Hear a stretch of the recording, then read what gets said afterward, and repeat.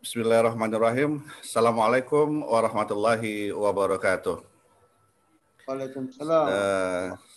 Ya pemirsa sekalian, pemirsa Table yang berbahagia, terima kasih masih setia bersama kami Akademik TV dalam acara spesial yang memang sudah kita running sejak beberapa waktu yang lalu dan alhamdulillah mendapatkan antusiasme yang tinggi daripada pemirsa sekalian, terutama kaum akademisi dari seluruh Indonesia. Pada kesempatan kali ini kita akan bertemu dengan salah seorang intelektual muslim muda, cendekiawan muslim muda yang kalau lihat latar belakang beliau itu memang santri tulen, dari santri, rekod pendidikan beliau disambung lagi ke perguruan tinggi di Pakistan, di International Islamic University Islamabad, mempelajari ilmu agama di sana di Fakultas Usuluddin dari S1 sampai S2-nya dan kemudian kembali ke Indonesia berbakti kepada masyarakat dengan ilmu yang sudah didapatkan di Pakistan dan alhamdulillah kemudian bergelut di dunia pendidikan, di dunia pondok pesantren dan juga kita katakan sebagai kiai di tengah masyarakatnya dan alhamdulillah beliau juga sudah mencapai tingkat pendidikan formal yang tertinggi yaitu S3 dengan predikat doktor dan alhamdulillah pada kesempatan kali ini beliau bersedia untuk bertemu dengan kita, menyapa seluruh pemirsa Scholar Table di dalam dialog yang akan kita laksanakan bersama beliau, membahas tentang penanggulangan korupsi. Namun ini tidak seperti yang kita bayangkan sebelumnya, bahwa biasanya yang menanggulangi korupsi itu kan ada tugasnya dari kepolisian, kejaksaan, dan terutama KPK yang juga terdiri dari kepolisian dan kejaksaan itu sendiri. Nah ini kita akan berdialog dengan beliau tentang penanggulangan korupsi, tapi basisnya itu, caranya itu berdasarkan teologi, berbasiskan Al-Quran. Nah ini sangat menarik sekali, pemirsa sekalian. Kita akan berbicara dengan beliau, berdialog dengan beliau. Beliau juga sudah menyiapkan slide yang nanti akan mungkin jika diperlukan akan kita share di monitor. Dan juga beliau karena memang kapasitas beliau yang mumpuni di dalam Kutubut Turos, membaca kitab-kitab kuning, kitab gundul, dan juga penguasaan bahasa Inggris beliau, sehingga kita yakin dan percaya bahwa hal ini akan memberikan dimensi pemikiran yang baru kepada bangsa dan negara di dalam menanggulangi atau upaya menanggulangi salah satu daripada bentuk kejahatan yang sangat serius ya di tengah masyarakat gitu. Pemirsa TV Scholar Table yang berbahagia, please welcome Pak Dr. Haji Ali Fikri Nur LCMA. Assalamualaikum Pak Dokter. Waalaikumsalam warahmatullahi wabarakatuh. Pak Sofyandi. Terima kasih juga. Sehat selalu Pak Dokter. Alhamdulillah. Ya, itu yang penting karena kita sangat menantikan kontribusi dari Pak Dr. Ali Fikri di dalam mengedukasi masyarakat secara umum dan terutama di dalam hal korupsi ini, karena kita ketahui tulisan daripada Pak Dr. Ali Fikri Nur ini memberikan nuansa baru, pemikiran yang baru bagi kita untuk bagaimana caranya menanggulangi korupsi yang sudah kalau saya katakan sudah mendarah daging ya Pak Dokter ya di Indonesia ini, dan masif sekali dari tingkat terendah sampai tingkat tertinggi, itu luar biasa kejadiannya. Baik, Pak Dokter, atau saya panggil siapa ini anaknya, Pak Dokter Ali atau Pak Kiai atau Pak Ustadz apa ini? Pak Afik aja, Pak Afik aja. Pak Afik, Ali Fikri. Afik. Oke. Afik aja, Ali Fikri. Ya. Baik, Pak Afik. Bagaimana ini penanggulangan korupsi tapi berbasiskan teologi Al-Quran itu? Ini kan karena selama ini yang kita lakukan dengan penindakan hukum normal itu masih tidak selesai dan terus saja ini bermunculan kasus-kasus baru. Nah ini Pak Afik coba melahirkan menawarkan kepada kita konsep yang baru melalui basis teologi berbasis Al-Quran ini. Bisa diceritakan awal mulanya bagaimana pemikiran ini muncul? Ya, Bismillahirrahmanirrahim. Assalamualaikum warahmatullahi wabarakatuh. Waalaikumsalam. Alhamdulillah wassalatu wassalamu ala Rasulillah wa ala alihi wa sahbihi wa man wala wa ba'd. Bapak Sofyandi PSD yang saya banggakan, para pemirsa, para sahabat Scholar Table yang saya hormati dan saya muliakan, tema atau disertasi saya yang berjudul penanggulangan korupsi melalui pendekatan teologis berbasis Al-Quran. Ini dasar kerangka teoritisnya, konsep berpikirnya ini saya basiskan atas pemikiran yang pertama adalah pandangan-pandangan Muhammad Thahir Ibnu Asyur, seorang ahli tafsir, Bapak Maqasidus Syariah yang lahir di Tunisia, yang sekarang menjadi tokoh yang sangat terkenal. Kemudian juga saya basiskan teori-teori ini dari pandangan Dr. Al-Qaradawi, Hasan Al-Banna, kemudian juga ada yaitu Muhammad Al-Ghazali, ada juga dari Sayyid Abdul Hasan Ali An-Nadwi. Juga saya basiskan dari pandangan Susan Rose Kerman, Hussein Alatas, ada Bapak Darwis Hude, ada Ibu Nur Arfiyah Febriani, di mana mereka mengatakan dan berpandangan bahwa strategi penanggulangan berbagai macam penyimpangan termasuk korupsi ini harus didasarkan dan harus dilakukan melalui moral revolution, yaitu morality revolution, yaitu jadi berbasiskan revolusi moral. Nah, revolusi moral ini harus dibasiskan dan harus diawali dari pribadi, ya, individu, kemudian lingkungan masyarakat, kemudian negara. Dan itu dilakukan dari mulai tingkat yang paling rendah, pegawai yang paling rendah, sampai pegawai yang tinggi, baru setelah itu dilakukan reformasi struktural. Reformasi legal formal struktural, atau yang dikenakan juga reformasi perundang-undangan administrasi pemerintahan. Nah, ini adalah basis yang saya awali, pemikiran yang saya awali dari disertasi saya ini. Baik. Begitu Pak Sofyan. Baik, terkait dengan morality revolution yang tadi digaungkan oleh para teoritis yang Anda sebutkan tadi itu, apakah selama ini teori tersebut memang sudah diaplikasikan? Kalaupun kita tidak diaplikasikan di Indonesia, mungkin di negara-negara lain, sehingga kita memiliki pattern gitu, memiliki contoh bahwa oh iya ini memang harus demikian adanya. Bagaimana Pak Afiq? Begini ya, jadi konsep al-halul islami faridah wa darurah ini adalah konsep Al-Qaradawi. Jadi bahwa solusi Islam adalah faridah wa darurah, satu kemestian dan satu kedaruratan dan satu kewajiban. Jadi memang sudah urgensi sekali. Jadi revolusi atau dinamakan revolusi morality revolution atau penanggulangan segala berbagai macam penyimpangan, baik korupsi atau kriminalitas, itu melalui basic pendekatan syariat Islam atau pendekatan teologi. Ini adalah satu kemestian. Karena begini, di dunia timur itu seluruh konsep-konsep yang ditawarkan itu mengalami kegagalan dan kebuntuan. Jadi penanggulangan penyakit sosial, baik pencurian, ya, baik perzinahan, baik kriminalitas, termasuk penyimpangan pemerintahan, termasuk korupsi, itu ketika dilakukan melalui penanggulangan, melalui pendekatan hukum juridis, ini ternyata sesuatu yang dinamakan dengan exterior superficial atau sathiyun zahiriyun.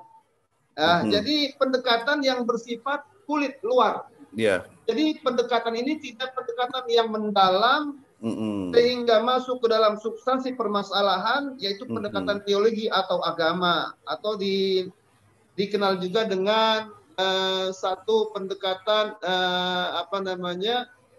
pendekatan penanggulangan kejahatan korupsi dari akar masalah.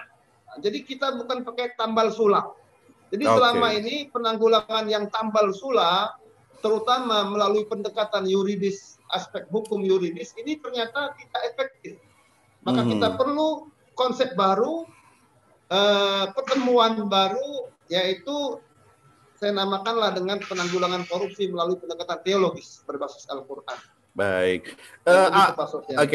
Pertanyaannya kemudian adalah ketika memang berbasiskan hal tadi yang barusan diurus oleh Pak Afik tadi, apakah tidak terlalu nanti berwarna, wah ini kayaknya cocoknya hanya di dunia atau di negara Islam saja ini. Kalau kita kan bukan negara Islam gitu. Apakah tidak ada pemikiran atau nuansa seperti itu nantinya? Ya begini, kita tidak bicara Islam dalam level politik, tapi kita bicara dalam Islam secara nilai-nilai.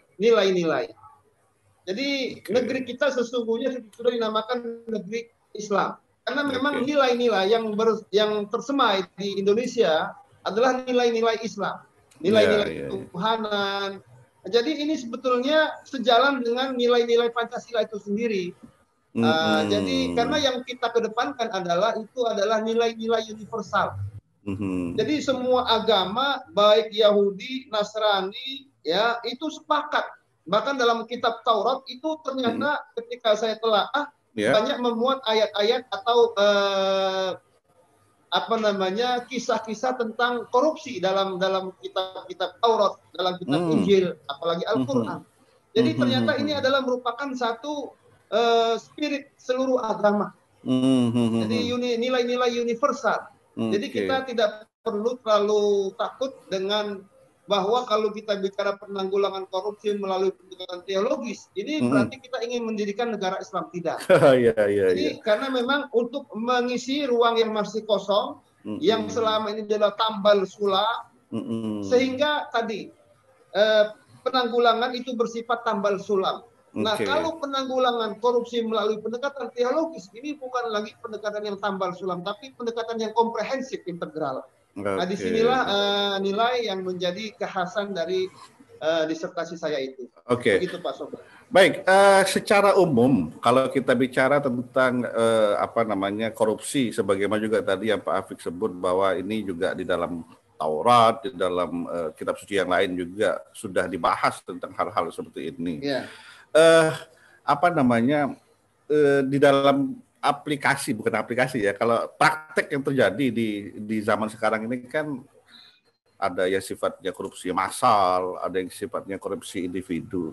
Nah, kalau kita lihat, kita lihat pada hal yang terjadi seperti korupsi berjamaah itu, apakah sudah sedemikian parah memang moralitas yang ada di kita ini sehingga untuk hal-hal seperti itu kok bisa berjamaah gitu loh. Sholat jamaahnya jarang tapi masjidnya jamaah gitu. Pak Sofyandi, coba kita lihat ya, kita ambil sebagai laporan dari Indeks Transparansi Internasional. Itu ternyata negara yang paling bersih dari korupsi adalah negara-negara Barat, New Zealand, ya. Betul. New Zealand, lalu kita lihat juga Denmark, ya, kita lihat juga Singapura, kita lihat juga negeri-negeri lainnya, dan ternyata Indonesia ini kita sangat ironis sekali, yaitu negeri yang mayoritas umat Islam terbanyak, tapi tingkat korupsinya itu dalam laporan indeks prestasinya itu angka kita urutan 90 dari 176 negara. Ya, jadi skor angka kita itu menurut laporan Transparansi Internasional dalam indeks persepsi korupsi pada tahun 2016, Indonesia menempati urutan atau ranking 90 per 176. 176, kita urutan 90.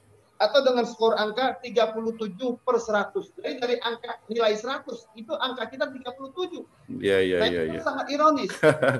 Kenapa?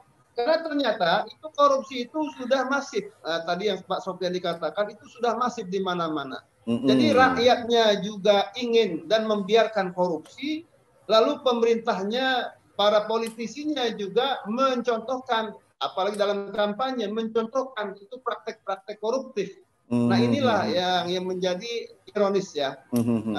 Begitu Pak Sofyandi. Iya, itu tadi saya ingin menarik pertanyaannya kepada apa yang disebutkan oleh Pak Afik tadi, bahwa ya justru negara-negara yang mayoritas non Muslim itu hidup dengan moralitas dan nilai-nilai keislaman itu.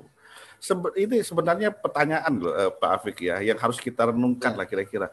Kenapa sih demikian susahnya kita sebagai seorang Muslim untuk menghidupkan itu, membumikan nilai-nilai Islam itu, bahkan orang non Muslim yang gampang malah membumikan. Sebenarnya apa sih celah yang kosong yang harus kita isi untuk itu? Ada beberapa perspektif dan ada beberapa tinjauan. Yang pertama, jadi negeri kita ini adalah negeri yang dengan populasi yang sangat tinggi. Yang sangat tinggi. Betul. Kemudian yang kedua, negeri kita adalah negeri yang baru memasuki menuju era demokrasi.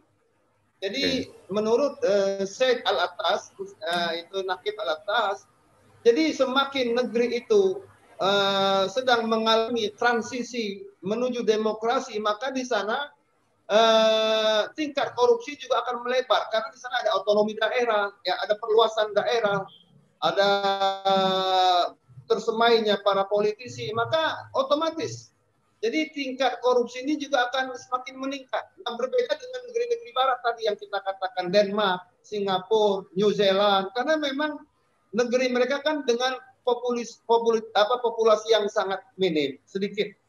Jadi pengaturannya pun masih mudah. Yang kedua, pendekatan yang dilakukan oleh negara-negara barat itu hampir semuanya adalah pendekatan hukum yuridis. Tidak ada pendekatan teologis. Nah, kalau pendekatan hukum yuridis saja berhasil, maka itu adalah instrumen, baru sebagai instrumen.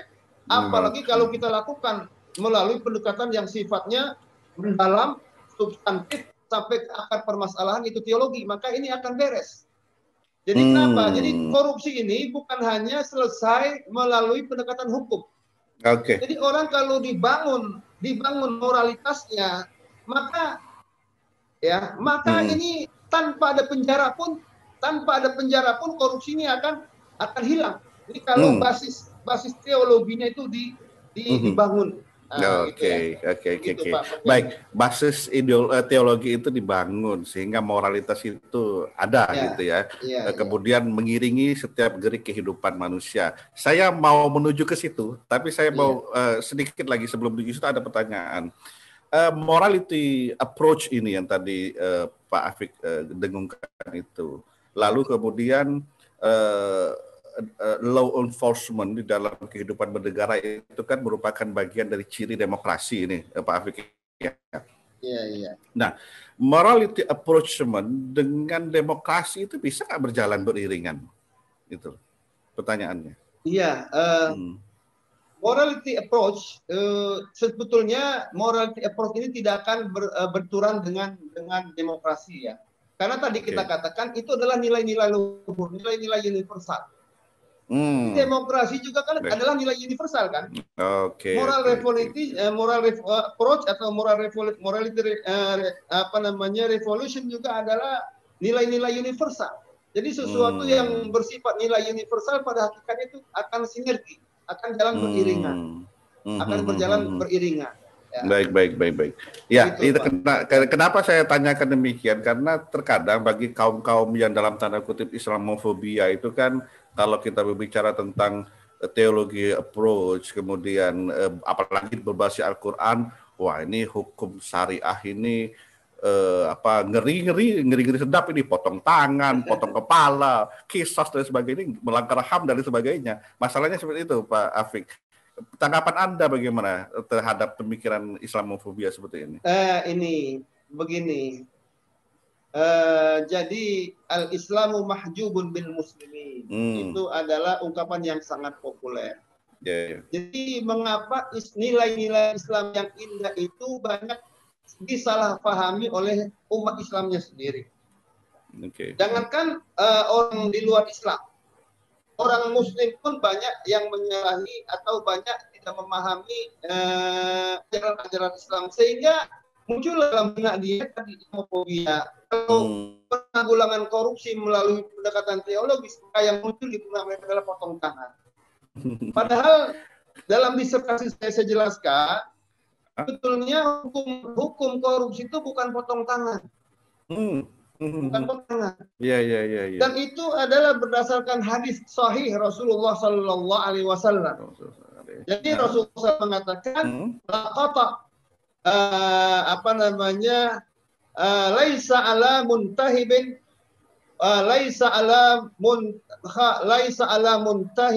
wa muftalisin qat'un.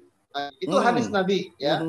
Jadi laisa ala muntahibin wa kha'inin wa muftalisin qat'un. Ini nas hadis Nabi. Jadi tidak ada hukum potong tangan kata Rasulullah dalam apa? Dalam orang yang pelaku khianat. Lalu yang kedua orang yang merampas.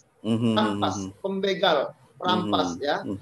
Yang ketiga adalah muftalisin, orang yang korupsi. Itu tidak boleh ada potong tangan kata Rasulullah. Nah, nanti akan kita bicarakan mengapa perspektif pandangan para fuqaha, para ahli fikih termasuk Wahab Az-Zuhaili mengatakan bahwa kalau hukum mencuri itu jelas. Potong tangan itu nas ya. Jadi kalau sudah ada nas jelas, maka kita tidak boleh lagi kita beristihad. Tidak boleh beristihad. La istihada, tidak ada istihad di mana soalnya dalam hal-hal yang telah disebutkan secara nas. Nah, ini yang perlu diangkat. Jadi bagaimana hukum dalam perspektif Islam atau dalam hukum Islam, maka dia lebih mirip hukumnya kata Wahab Az-Zuhaili ini kepada pelaku khianat. Pelaku khianat, karena memang koruptor itu sesungguhnya pengkhianat. Pengkhianat ya, dalam ayat Al-Qur'an itu disebut bahwa korupsi itu dan koruptor itu orang yang mengurangi timbangan, orang yang mengkorupsi, yang mengambil harta orang, itu mereka dikata sebagai khain, orang pengkhianat. Pengkhianat kata Wahab Az-Zuhaili ini adalah hukumnya, karakternya, karena dia khianat, maka hukumnya apa? Takzir, penjara. Yang kedua, dirampas harta kekayaannya. Yang ketiga, dia diasingkan. Tidak boleh kita makan sama dia, tidak boleh kita minum sama dia, tidak boleh kita bergaul sama dia. Jadi kita asingkan.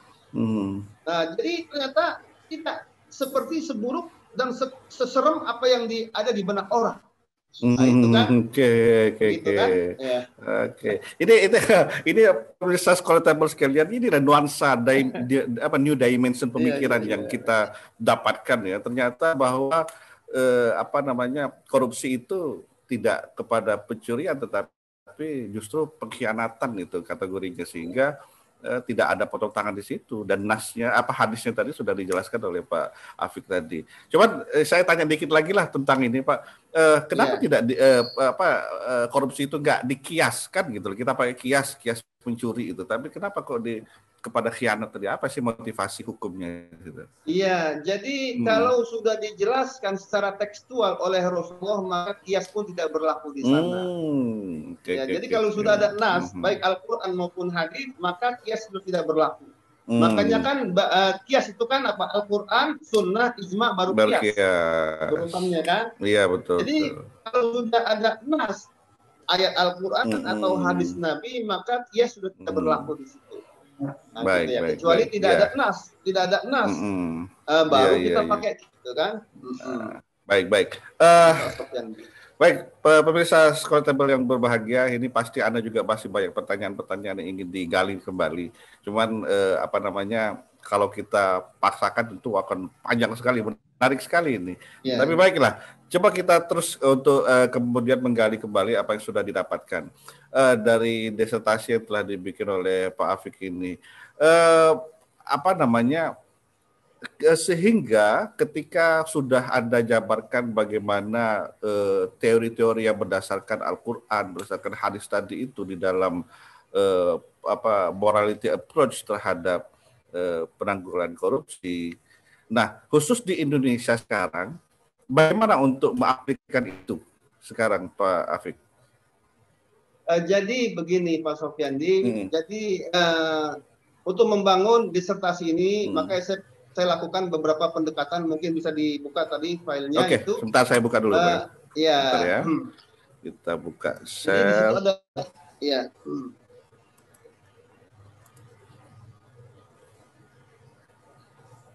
Oke.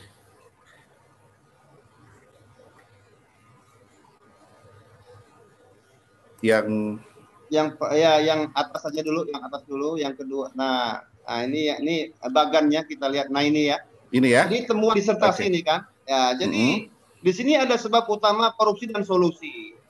Jadi sebab utama korupsi itu adalah aspek individu. Ya, aspek perorangan ya, individu, pemahaman dia dalam memahami kejahatan korupsi. Lalu dia merasa bahwa korupsi adalah sesuatu yang biasa saja, sudah kadung banyak terjadi di masyarakat, sudah menyebar di masyarakat, mulai politisi, orang biasa itu sudah biasa melakukan korupsi. Ini aspek individu. Ada aspek organisasi. Jadi organisasi ini adalah lingkungan yang melingkupi seseorang. Karena aturannya yang memudahkan dia untuk melakukan korupsi, maka dia pun akhirnya tercatatlah sebagai koruptor. Ini penyebab-penyebabnya. Juga ada masyarakat. Jadi masyarakat yang abai, masyarakat yang tidak lagi peduli, wanitiro, ini adalah masyarakat yang sudah terbiasa melakukan korupsi. Lalu di situ ada aspek peraturan perundang-undangan. Itu jadi aspek ini adalah aspek yang memberikan keistimewaan, ada tebang pilih di sana, ya, ada orang-orang besar selamat dari hukuman korupsi, sementara orang kecil dijerat dengan korupsi. Maka inilah yang juga menjadi penyebab munculnya korupsi. Itu ada solusi korupsi. Solusinya melalui 3 pendekatan, ada strategi detektif. Jadi kita ketika sudah menemukan ada satu gejala korupsi, langsung kita deteksi. Lalu langsung kita cari solusinya, jalan keluarnya. Yang kedua adalah ada strategi preventif. Jadi kita ketika muncul seorang perilaku korupsi, segera kita lakukan preventif, lakukan pendekatan preventif pencegahan. Yang ketiga adalah represif. Nah, ini represif adalah dengan melakukan reformasi terhadap manajemen pemerintahan. Utamanya adalah penegakan hukum dan penegakan undang-undang hukum yuridis formal. Maka ini adalah temuan disertasi saya yang pertama. Lalu yang berikutnya ya. Nah, ini temuan yang berikutnya adalah bagaimana kita perlu rekonstruksi hukum korupsi secara teologis. Kita katakan di situ ada solusi, strategi, detektif, dan preventif. Ini melalui penguatan akidah. Ya, akidah. Mengapa akidah? Ini adalah basis yang dibangun oleh Nabi Muhammad. Ketika Nabi Muhammad pertama kali membangun kota Madinah, maka beliau itu tidak melakukan pendekatan hukum formal, tapi yang dilakukan oleh beliau adalah penguatan basis akidah. Maka ayat-ayat Al-Quran pun yang turun adalah ayat-ayat akidah. Baru setelah itu adalah ayat-ayat madaniyah, ayat-ayat tentang hukum formal. Jadi inilah sesungguhnya pendekatan dari solusi, strategi, detektif, dan preventif, penguatan akidah. Lalu penguatan kalbu. Lalu yang ketiga adalah penguatan moralitas. Jadi bagaimana setelah akidah dibangun? Jadi kata Imam Al-Ghazali, "I'lam anna syari'ata aslun wal mulka harisun famala aslalahu famahdumun wa mala harisalahu fadha'imun." Ini Imam Al-Ghazali ya. Jadi Imam Al-Ghazali ini yang akhirnya menginspirasi para ilmuwan-ilmuwan setelahnya bahwa penegakan reformasi hukum, reformasi politik, reformasi ekonomi, termasuk reformasi manajemen pemerintahan, termasuk reformasi penanggulangan korupsi juga sama sebetulnya pendekatannya. Jadi kata Imam Al-Ghazali, ketahuilah bahwa syariat atau teologi itu adalah aslun, pokok. Wal harisu aslun wal mulku harisun. Sementara pemerintahan Pemerintah atau ya. undang-undang pemerintahan, manajemen atau pemerintahan atau Hmm. politik dalam hal ini kan perundang-undangan. Oke. Ya. Nah, itu adalah backup, penjaga, pemelihara. Jadi pertama kali dibangun dulu teologi, dibangun dulu nilai-nilai syariat, dari mulai pendekatan akidah, pendekatan kalbu, pendekatan moralitas, baru setelah itu dibangun al-mulku, yaitu undang-undang, aturan. Nah, sesuatu yang tidak ada basis teologinya dan basis syariahnya akan hancur binasa. Sia-sia. Wa mala harisa fadhaiun, juga demikian. Jadi kalau ada pendekatan akidah, pendekatan kalbu, penguatan moralitas, tapi tidak diperkuat dengan pendekatan hukum yuridis yang sebagai backupnya, maka juga akan sia-sia. Oke. Inilah Pak Sofyandi basic daripada tesa disertasi daripada saya. Oke. Kalau kita temu disertasi dari solusi strategi preventif yang 3 ini ya, penguatan akidah, kalbu dan moralitas ini, Pak Afik. Kalau kita coba bawa ini kepada KPK misalnya itu, bagaimana ini? Bagaimana cara kita untuk kemudian menerapkan ini? Apakah ini nanti back to basic lagi KPK, mereka memperkuat dalamnya, internalnya dulu, berarti harus dari nol lagi? Sebetulnya informasi yang sampai ke kita, bagaimana pegawai KPK dulu dia mengatakan bahwa orang-orang di KPK banyak yang puasa Senin Kemis, bahkan orang-orang pegawai KPK para pegawai KPK itu banyak orang yang sholat 5 waktu di masjid, di kantor KPK, bahkan ada pengajian bulanan, pengajian pekanan di KPK. Sebetulnya mereka sudah masuk kepada penguatan akidah. Sudah itu ya. Penguatan moralitas itu sudah. Nah, tinggal item-itemnya yang perlu diperkaya. Tinggal muatan-muatannya yang perlu diperkaya. Apa itu penguatan akidah, penguatan moralitas. Jadi sebetulnya sudah kondusif di KPK itu. Berarti justru masalahnya di masyarakat kita yang tidak berjalan penguatan akidah, kalbu, moralitas itu. Maka ada lagi pendekatan berikutnya, temuan berikutnya. Oke. Sebentar ya.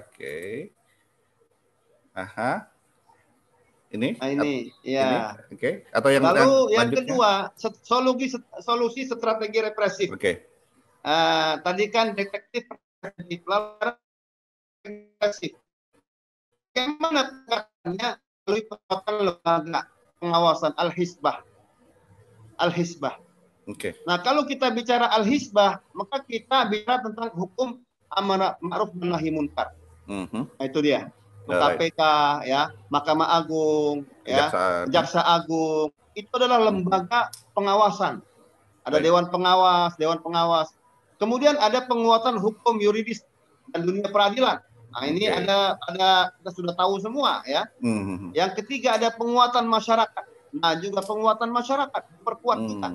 Jadi yang diperkuat bukan hanya aspek pengawasan, juga bukan hanya aspek hukum, pendekatan hukum, tapi juga penguatan masyarakat. Jadi masyarakat ini harus disemai nilai-nilai akhlak, nilai-nilai moralitas itu. Dari mulai Dari mulai sifat jujur sifat selalu mereka dimonitoring oleh Allah dalam kondisi apapun, bahwa sekecil apapun uang yang ia ambil lalu yang ia keluarkan, yang ia korup, maka itu tidak lepas dari deteksi Allah Subhanahu wa taala. Maka nilai-nilai ini harus dikeluarkan di masyarakat. Yang keempat adalah penguatan aspek religiusitas. Kita ini harus dibangun dalam rangka untuk membangun menanggulangi penyakit korupsi. Nah, itu pendekatan solusi represif. Represifnya ya. Jadi dengan adanya lembaga-lembaga tadi KPK dan lain sebagainya, itu sebenarnya kalau instrumennya sudah ada, sudah kuat lah di kita ini Pak Afik ya. Cuman tadi itu basis yang pertama tadi itu yang sesungguhnya yang kita agak menjadi masalah gitu. Baik, kalau kita beralih kepada temuan disertasi yang ketiga ini, Pak. Yang ketiga, coba solusi ini secara keseluruhan. Ah. Solusi, strategi, detektif, preventif, dan represif. Ini secara keseluruhan. Maka ini dilakukan melalui 2 pendekatan. Satu, penguatan basis teologis. Nah, inilah item-itemnya yang perlu diperkuat dan perlu diperkaya di KPK itu. Jadi di KPK itu bagaimana bukan hanya pegawainya, bukan hanya puasa Senin Kamis, karena memang di KPK itu sudah kondusif. Jadi pegawainya sudah banyak yang puasa Senin Kamis itu. Nah, jadi yang puasa Senin Kamis bukan hanya KPK saja sebetulnya, Jaksa Agung, Mahkamah Agung, ya DPR itu harus diberdayakan itu. Lalu yang pertama itu bertafakur tentang tanda-tanda kebesaran Allah Subhanahu wa taala. Nah, ini itemnya yang harus diperkuat dalam rangka untuk membangun basis teologi itu dia yang pertama. Yang kedua adalah dengan mempelajari nama-nama Allah Subhanahu wa taala. Bagaimana Allah Subhanahu wa taala punya sifat apa? Punya sifat Basir misalnya. Ya, As-Sami, Al-Basir, Al-Hafiz. Itu banyak. As-Salam ya. Jadi kalau kita pahami dengan nama-nama Allah, As-Sami Maha mendengar, Al-Basir Maha melihat. Jadi apa yang kita lakukan di kantor, uang yang laporan yang kita bikin itu semua dipantau secara 24 jam, secara melekat oleh Allah Subhanahu wa taala. Maka kalau ini dipertajam dalam tubuh setiap manusia, baik pegawai tertinggi dan sampai pegawai yang paling rendah, maka mereka nggak akan mungkin berpikir untuk korupsi. Al-Hafiz, apalagi Al-Hafiz, Allah yang Maha Penjaga. Jadi sekecil apapun amanah dijaga. Nah, itu namanya mempelajari nama-nama sifat-sifat Allah Subhanahu wa taala. Lalu ada juga melakukan dakwah amar ma'ruf nahi munkar. Karena begini. Tugas seorang presiden. Seorang presiden ketika baru dia diangkat dan baru dia disumpah, maka tugas yang paling pertama yang melekat sebelum tugas-tugas lainnya adalah ini dia, amar ma'ruf dan nahi munkar. Amar ma'ruf nahi munkar. Itu tugas yang paling pertama. Jadi ketika dia dilantik menjadi jaksa, dilantik menjadi hakim, dilantik menjadi presiden, maka tugas yang paling pertama melekat adalah dia sebagai tugas beliau sebagai tadi penjaga, pengawal dan tugas amar ma'ruf dan nahi munkar gitu ya. Kan memang nabi-nabi seperti itu, para nabi seperti itu, para rasul seperti itu. Ya, ayat-ayatnya banyak sudah kita tidak asing lagi. Lalu ada juga mempelajari ilmu-ilmu berbasis Al-Quran dan As-Sunnah. Jadi para pengurus KPK atau para pegawai KPK, hakiman, kepolisian, DPR, jadi mereka ini harus mempelajari, melewati ini dia semua penguatan basis teologis. Harus melewati teologis ini. Itu ada lagi, ada mengamalkan ibadah-ibadah sunnah, ada mempelajari biografi Rasulullah, bagaimana Rasulullah itu ketika Rasulullah SAW dalam kisah-kisahnya ada seorang sahabat Nabi Mid'am. Silakan. Mid'am ini atau Karkarah, ada banyak riwayat. Mid'am ini ketika ditugasi oleh Rasulullah sebagai pengumpul harta rampasan perang. Ini satu saat Mid'am ketika sedang mengumpulkan harta Rasulullah, dinaikkan di kudanya atau di ontaknya, dia terkena panah meleset. Lalu dia mati. Lalu para sahabat mengatakan, hani'an lahul jannah, wahai Mid'am, wahai Karkarah, selamat, surga sedang menunggu. Ternyata Nabi Muhammad mendapat wahyu dari malaikat Jibril. Kalla, inna syamlatal lati akhadha yawma Khaybar wa lam yusibhal ghanaim la tashta'ilu naran. Nah, ini kata Rasulullah. Tidak. Dari malaikat Jibril. Mid'am ini tidak menjadi ahli surga. Jadi curian yang ia curi. Ya. Curian yang ia curi dari harta rampasan perang yang belum dibagi-bagikan sebagai harta ghanimah, lalu dia sudah ngambil duluan, sekarang berubah menjadi api neraka yang dikuburnya akan membakar. Lalu akhirnya para sahabat Nabi yang sudah ngambil sendal, jadi harta rampasan perang itu ada pedang, ada sendal, dikembalikan. Wahai Rasulullah, saya tadi ngambil sendal. Rasulullah mengatakan, syirafun min nar. Ini adalah sendal dari api neraka. Nah, ini kalau dibaca oleh para kisah-kisah ini dibaca, dipelajari DPR, kehakiman, bahwa sekecil apapun harta yang dikorupsi itu sendal saja akan berubah menjadi api neraka. Bagaimana sekarang kalau jumlahnya miliaran, ratusan juta? Coba lihat. Masya Allah. Maka ini yang luput dari apa namanya, dari pendekatan penanggulangan korupsi yang selama ini dilakukan oleh pemerintah kita. Lalu dilihat lagi ada mempelajari geografi, ada mempelajari Al-Quran dan mentadabburinya, kemudian ada memperbanyak apa namanya berzikir dan berdoa. Yang terakhir adalah bagaimana harus ditumbuhkan kesadaran tentang hukum korupsi dalam agama, hukum koruptor dalam agama, bahwa para koruptor ini wailul lil mutaffifin. Hukuman adalah neraka Uel. Orang yang mencuri, orang yang mengurangi timbangan, orang yang mengambil hak-hak orang lain yang khianat ya. Itu adalah hukumannya berat. Nah, begitu ya. Baik.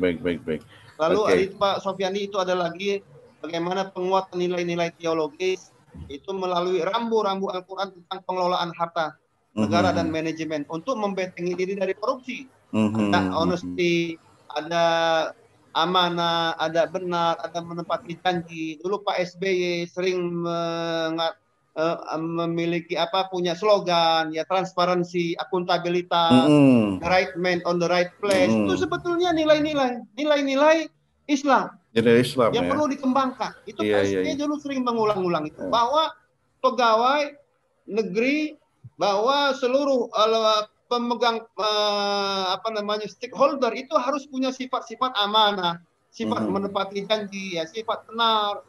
Ini sebetulnya nilai-nilai Islam yang kalau dikembangkan secara mendalam, apalagi ditumbuh kembangkan dalam kalbu, dalam akidah para individu dan masyarakat, maka penyakit korupsi itu akan hilang, bahkan akan lenyap.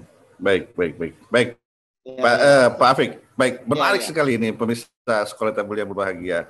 Luar biasa kita diarahkan bagaimana kembali kepada nilai-nilai yang sudah disiapkan sebagai fondasi dasar hukum, penegakan hukum sesungguhnya, yang selama ini kita abaikan saja, seakan-akan hukum positifnya sudah kita susun. Sebagai manusia kita bikin udah dianggap sebagai yang terhebat lah, mampu menyelesaikan segala permasalahan duniawi. Ternyata tidak, tetap saja kita harus balik kepada agama, nilai-nilai yang sudah disiapkan oleh Tuhan tadi. Pak Afik, di dalam filsafat hukum itu kan adanya hukum, salah satunya tujuannya untuk membuat orang jera sehingga kemudian tidak lagi melakukan tindakan pelanggaran hukum yang sama. Oleh karena itu dibikinlah hukum, kemudian dibikinlah penaltinya, gitu kan ya. Nah, di dalam disertasi Pak Afik ini, bagaimana penalti yang kemudian diterapkan kepada seorang koruptor sehingga dia betul-betul sadar bahwa itu salah dan tidak bisa diulang kembali. Selain tadi kita tanamkan basis-basis yang tadi kita sebutkan, kita sekarang berbicara tentang penaltinya. Bagaimana, Pak Afik? Ini penalti adalah tahap akhir, Pak Sofyandi, ya. Jadi penalti adalah tahap akhir. Jadi penalti itu nggak akan membangun individu, nggak akan membangun kepribadian. Ini disampaikan oleh Syekh Muhammad Al-Ghazali, oleh seperti Abul Hasan Ali An-Nadwi. Jadi mereka semua, para ilmuwan semua sepakat bahwa yang bisa membangun individu, karakter orang itu adalah keyakinan, teologi. Jadi bukan hukum. Jadi betapapun hebatnya hukum, kalau manusianya lemah, nilai ketuhanannya itu kosong, maka hukum itu akan menjadi semacam robot atau semacam mesin yang gitu ya. Coba lihat di zaman Nabi. Di zaman Nabi orang-orang yang entah dihukum rajam, entah dihukum potong tangan, itu semua rata-rata mereka adalah datang ke Rasulullah. Mengadu, wahai Rasulullah, saya telah mencuri, saya telah berzina. Ya. Jadi barulah dilakukan hukum. Ya, rajam, oke. lalu dilakukan hukum potong tangan. Jadi hampir di zaman Nabi itu hukum itu hampir adalah pendekatan terakhir. Pendekatan Oke. terakhir ya. Hmm. Makanya para sahabat Nabi itu yang dihukum atau orang-orang Islam yang dihukum oleh Rasulullah adalah orang-orang yang datang minta dihukum oleh Rasulullah. Nah, itu kenapa? Itu karena nilai-nilai tadi penguatan akidah, penguatan kalbu, penguatan moralitas itu sudah terbangun sehingga kesadarannya pun tinggi.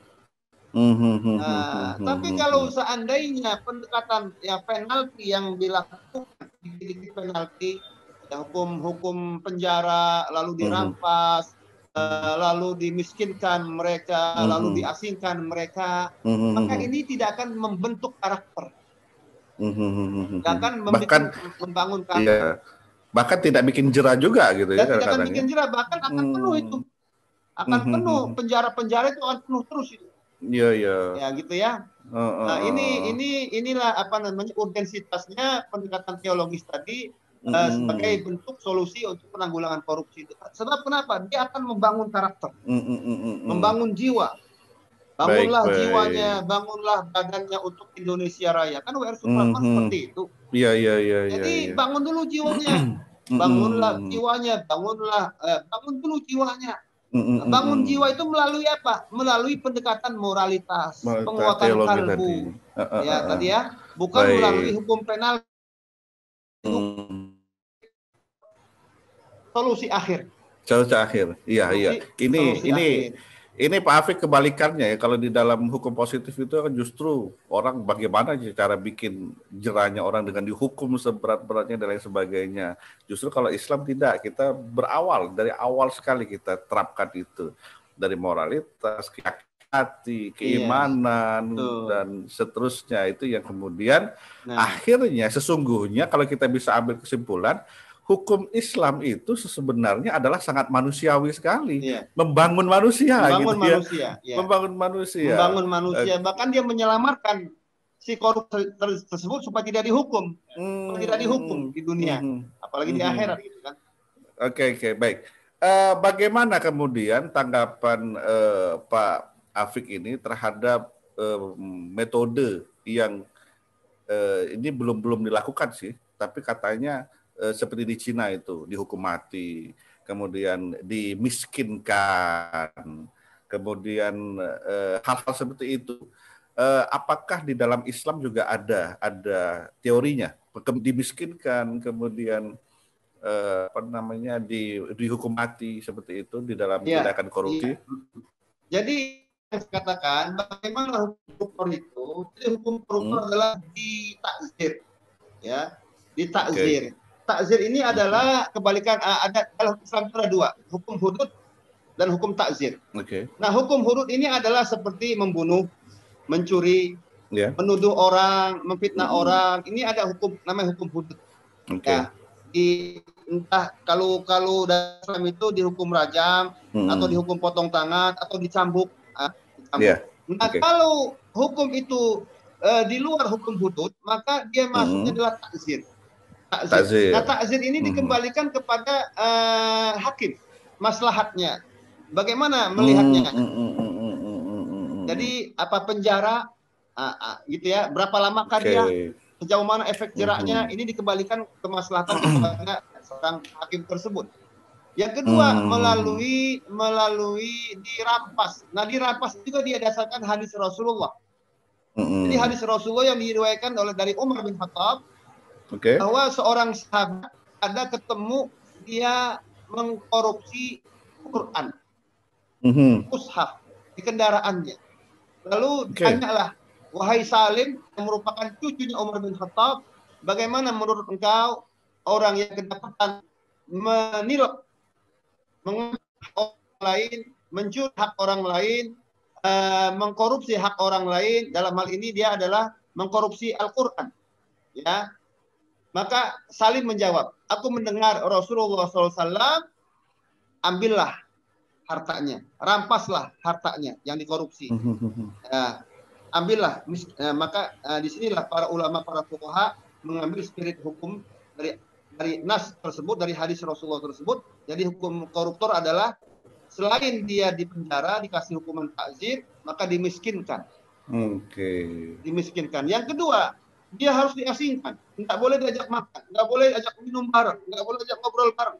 Nah ini diasiskan atas ayat Al-Quran. Lo'ina Bani Israel, lo'ina alladhina kafaru, Allah telah melaknat Bani Israel ala lisani Daud, melalui lisan Nabi Daud. Kenapa? Sebab mereka tidak saling melakukan amar ma'ruf dan nahi munkar. Jadi kata Al-Quran, kisah-kisahnya adalah dijelaskan oleh para fuqaha, oleh para ulama tafsir, bagaimana akhirnya apa? Di zaman Bani Israel, orang-orang yang mencuri, orang-orang yang korupsi diajak makan bareng, bahkan dia minum bareng, bahkan dia ngobrol bareng. Akhirnya muncullah budaya kanu la yatanahawna an munkarin fa'alu. Mereka tidak saling melakukan amar ma'ruf dan nahi munkar terhadap apa-apa kejahatan yang telah mereka lakukan. Akhirnya manusia semacam ini dilaknat oleh Allah. Jadikanlah mereka monyet-monyet, jadikanlah mereka seperti babi-babi. Ya. Dikarenakan apa? Antara orang yang baik dengan orang yang buruk itu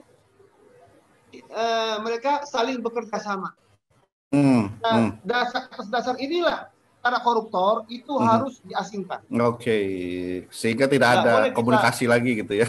Nggak ada komunikasi. Nah kalau kita makan bareng, tidur bareng, bercanda bareng, ngobrol bareng, seolah-olah tidak ada jarak antara kita dan antara pelaku kriminalitas, seolah-olah biasa-biasa saja. Maka akan muncul di benak kita adalah sifat tadi permisif gitu ya. Permisif. Iya.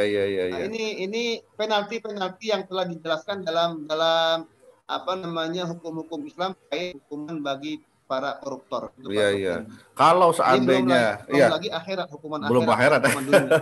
Iya, itu akhirat aja sudah segitu ya, diasingkan kita aja apa namanya selama pandemi ini di rumah terus saja udah pening kepala kita ya.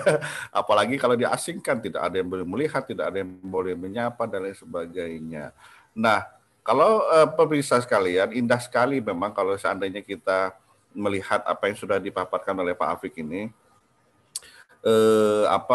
Kalau kita bandingkan dengan takzir yang dilakukan dalam hukum positif itu kan, ya bahkan kamar-kamar penjara aja bisa disulap-sulap menjadi ini kan Pak Afiq ya. Jadi hotel-hotel malah mereka bisa akses internet kemana-mana, itu bukan pengasingan lagi itu namanya. Hal-hal yang seperti Pak Sofyandi, ada satu hal yang saya perlu tambahkan. Ya, tadi ketika Pak Sofyandi menyebutkan bagaimana kita tidak meniru Cina atau Korea, korupsi itu ditembak mati ya, ditembak mati. Ya. Saya pernah berpikir seperti itu. Ketika saya buka, laisa ala muntahibin wa mukhtalisin qat'un, Rasulullah mengatakan tidak boleh ada hukum potong tangan atas pelaku korupsi dan perampas. Perampas ya. Tidak boleh ada hukum potong tangan, apalagi hukum mati. Hukum potong tangan saja tidak ada, hukum mati. Nah, bagaimana kalau kita terapkan seperti Cina atau seperti Korea? Tadi jawabannya. Hukum yang kejam atau hukum yang tegas itu tidak membentuk karakter. Dia tidak akan tidak akan membangun karakter. Tidak akan membangun personifikasi seseorang. Nah, Islam bedanya dengan hukum-hukum positif. Hukum Islam ini di samping dia ada penegakan hukum yuridis, aspek yuridis, tapi lebih jauh dari itu dalam membangun karakter. Membangun personifikasi. Jadi sesuatu kalau sudah dibangun secara personifikasi dan karakter, maka akan mudah penanganannya. Kita tidak butuh sel-sel yang begitu banyak. Ini hanya shock terapi. Dan belum tentu berhasil gitu ya. Ya, shock terapi yang mungkin berhasil hanya sesaat. Tapi untuk masa ratusan tahun, berabad-abad, sampai berabad-abad, ini tidak akan membentuk karakter manusia. Gitu ya. Betul. Baik, Pak Afiq. Indah sekali. Makanya ini kenapa orang sangat anti kepada hukum syariah, takut di penerapan hukum syariah, karena mereka tidak mengetahui dalam sebagaimana yang telah kita dengarkan pemirsa dari Pak Afiq tadi, bahwa ada itu potong tangan bagi korupsi, tidak ada itu hukum mati, tidak ada. Justru arahan yang diberikan oleh baginda Rasul sudah jelas sekali, ya sudah jelas sekali bahwa tidak ada hal-hal yang seperti itu.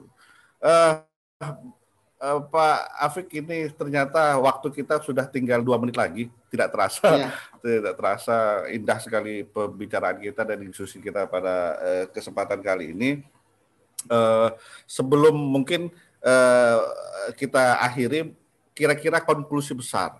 Karena kalau poinnya tadi kan jelas itu, bahwa poinnya tidak ada sebenarnya potong tangan atau hukum bunuh di dalam korupsi. Nah, konklusi besar kira-kira apa bisa kita bangun, Pak Afik bangun untuk masalah ini? Silakan, Pak Afik. Jadi closing statement-nya atau konklusi besarnya adalah bahwa penanggulangan korupsi dan pendekatan konvensional yang non teologis ternyata itu telah kebuntuan dan tidak bisa menangani permasalahan korupsi sampai kepada akar-akarnya. Dia akan bersifat sathiyun, yaitu exterior superficial ya. Jadi sesuatu penanggulangan yang bersifat tambal sulam. Sementara kalau pendekatan teologis berbasis Al-Quran, maka pendekatan ini adalah solusi yang mendalam, yaitu solusi yang mencapai hingga masuk ke inti permasalahan, yakni tadi dia membangun jiwa dan karakter. Saya kira itu closing yang dapat saya sampaikan. Baik, Pak Afik, terima kasih. Pemirsa sekalian, ini ada yang mention ke saya juga lewat WA, ternyata tadi minta kepada Pak Afik kalau bisa dibukukan. Kira-kira dibukukan nggak nih biar bisa di? Ya, memang amanah dewan penguji harus dibukukan. Oh ya, harus. Ya, di ISBN ya harus dibukukan. Insya Allah nanti kalau sudah saya bukukan akan saya bagi-bagi ke distribusi ke Pak Sofiani dan kawan-kawan. Baik. Jadi pemirsa Akademik TV, Anda tinggal tunggu karena memang udah diwasiatkan dalam tanda kutip oleh Dewan Penguji untuk dibukukan.